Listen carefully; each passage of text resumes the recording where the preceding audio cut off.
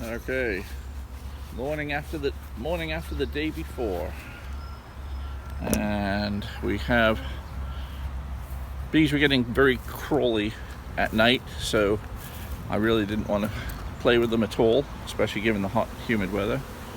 And they're still in the truck and open here right now. And right now they're orientating themselves to the truck, which is great.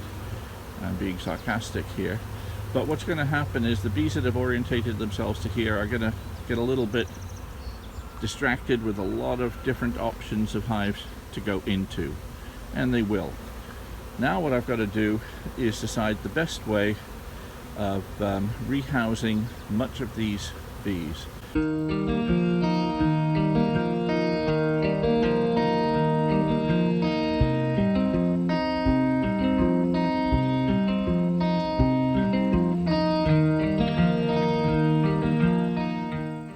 As I reckon, there's about 100,000 bees here. There is probably enough bees here to fill a 3 or 4 deep super colony. I will not be attempting to do a 3 or 4 deep super colony, but I might do one just to demonstrate what you can do with them. The rest are going to be added to some of these hives here. These hives I just added space into them this week, yesterday in fact, before it got too hot. And I may also take advantage of 1 or 2 of these, which are nukes. I've got a couple of nukes lying around the yard where I have, not nukes, sorry, swarms. Swarms I've put into nuke boxes. I have had a few swarms in this yard, and some are lying around underneath the trees. I've got one under this tree over here, and I've got another one under that tree over there, and I can use those. These are hives with a queen and maybe just starting to build comb and laying, but on these here, these were nukes that I've started to set up for honey production, and that's going to be more for videos later this week. So I've got a super full of bees down below and just started to add space on top. So these could easily take some of my new guests. Likewise here, probably a few more bees in this one. And empty space up here. Got lots of bees down below. Likewise in these 2. So these 4 colonies and those 3 have all had extra room added to them, and they could easily absorb the bees that I've just brought in today. And that would be the sensible thing. I just go along, shake all the bees into these hives, and we'd be good to go. However, what fun would that be if we don't play around with the bees? So what we're going to do, in fact, is we're going to set things up initially so that we'll set up one hive here, which I will put a queen in, then we'll add some more bees to it. Well, that's more the same thing. This swarm is pretty big.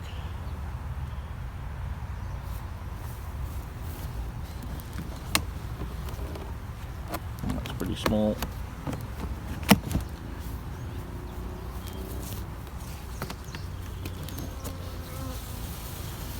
That's pretty full. Ready for some extra bees. So we may as well set up some extra ones right now. Let's try it.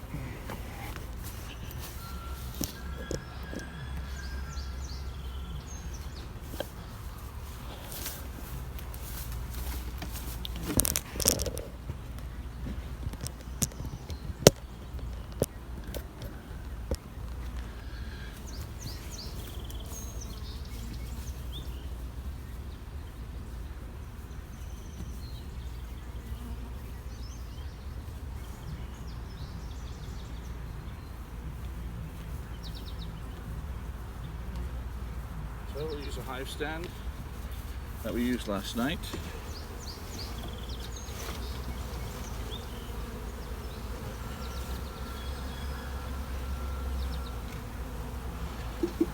4 frames of foundation in here.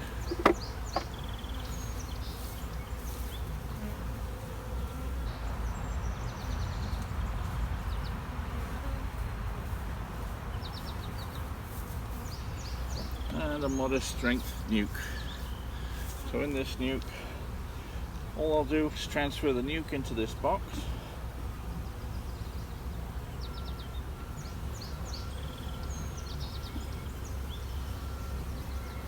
Nuke has been in here for a little while. They've started to collect some resources.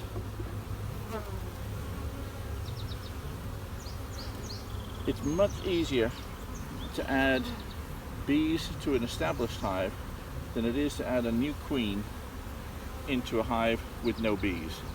Into a hive with no queen. I know I've got a laying queen here, got lots of eggs here. The reason that is that it's the queen is very much outnumbered, whereas when you're adding new bees to an established hive, she's got a presence already established there. She has a whole, it's almost as if she's got a staff already, and the new bees seem to treat it like they're guests in the new house, and so there's a little less worry about the queen, more about their own position in the colony, as it were. So we've got lots of eggs and very young larvae here. This swarm is about 4 or 5 days old, well, since it was captured.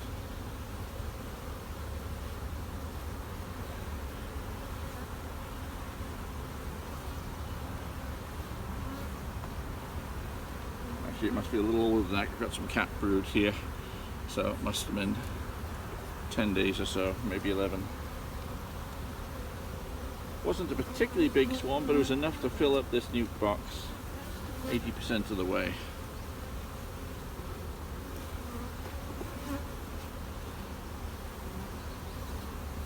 Just for completeness, make sure all the bees are there.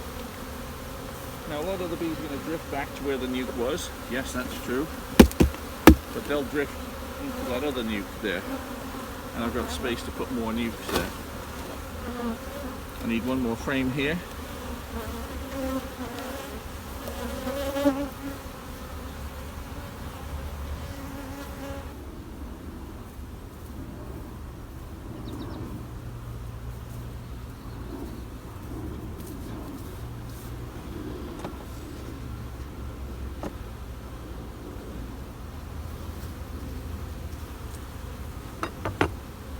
I could do is spraying them with a little bit of Honey Bee Healthy.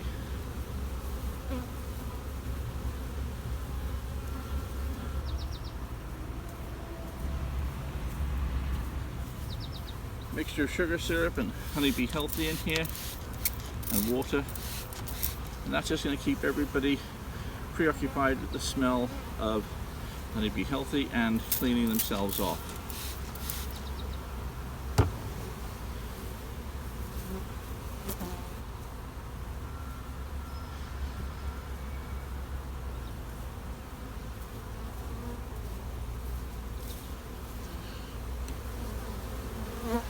This is more covered with bees than full of bees. It's not very full.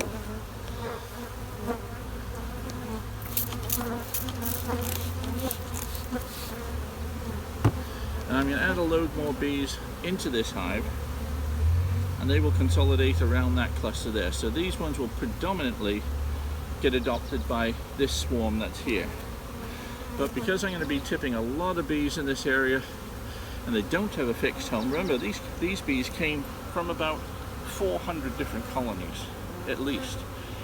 And so they are not even used to each other yet.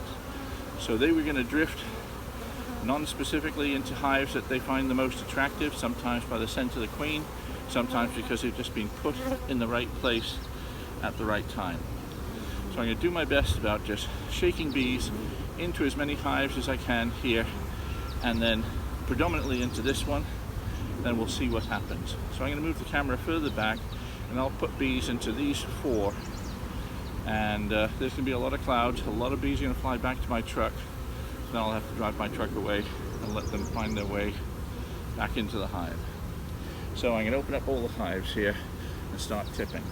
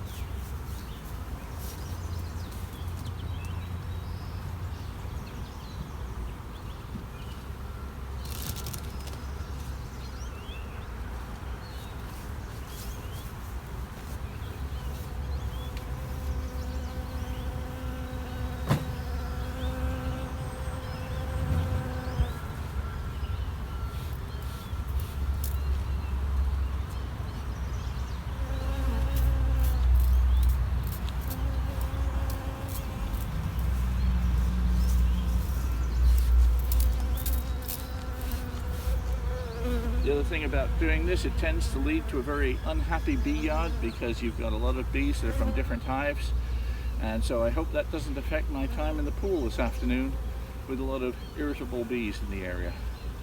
I'll let you know how much trouble I get in, because Anne may want to use the pool this afternoon. So do I, for that matter. It'll be another 95-degree day.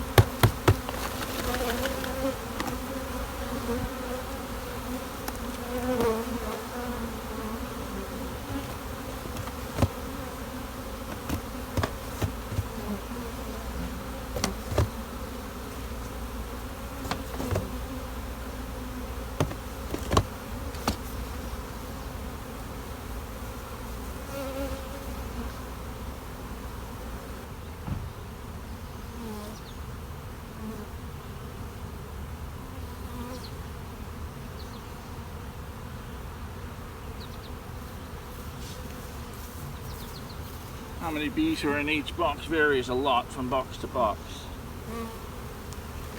Ouch. Stung at the back of the leg.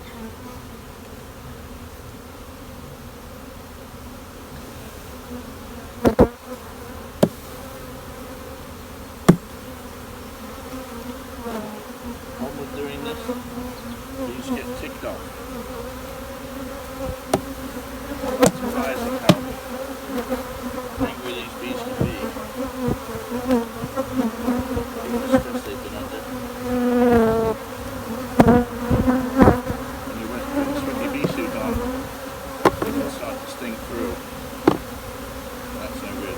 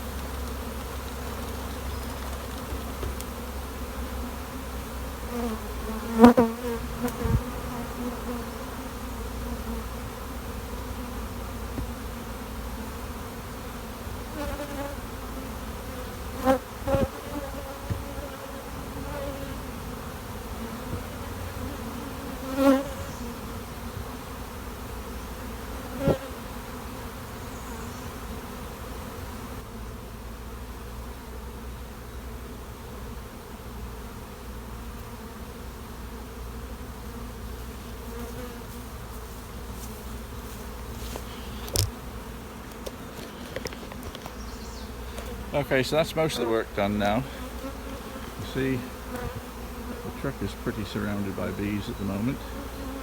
I'm going to take that away. And on these hives, we'll just close them up now as best we can. The bees will drift in.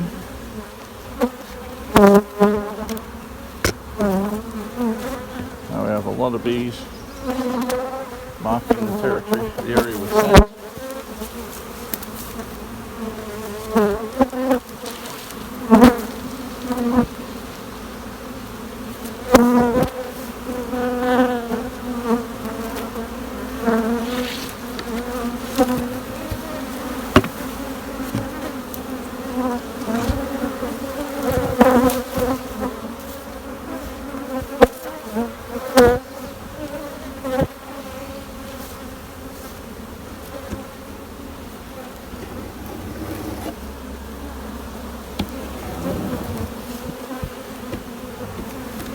Minimize the squishing.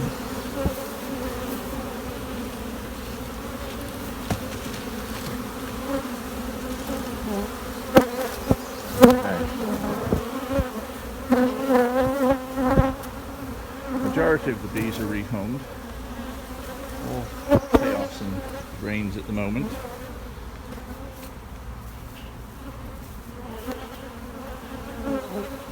We've got a small percentage of the bees still left in the truck. I'm going to drive off, get rid of those, and also to the last couple of boxes I left there this morning. And hopefully we've got most of them back now.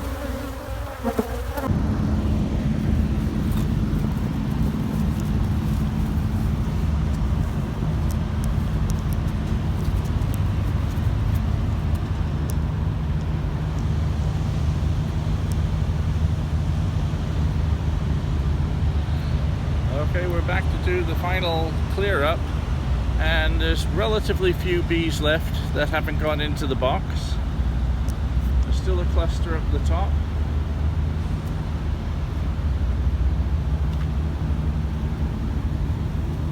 There's some bees left behind here, which is inevitable, but most of them are in the box now. Both of them. By putting the entrance there, we get most of the bees inside. We're going to end up leaving a couple thousand behind, but that's maybe down to 2% or so. So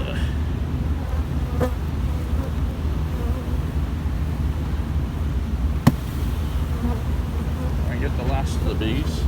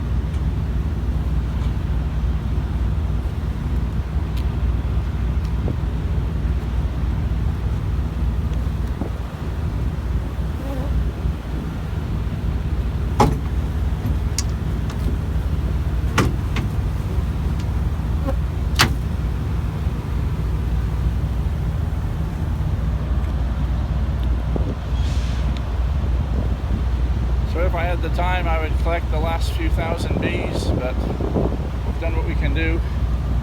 We'll take what we can along with us. So most of them will go to a new home. But this is the consequence of migratory beekeeping. Bees get moved from one part of the country to another, and in doing so they leave behind quite a few. I've had situations where I've come across more than 1 million bees left behind, enough bees in a tree to weigh the tree down to the ground. That was a lot of fun.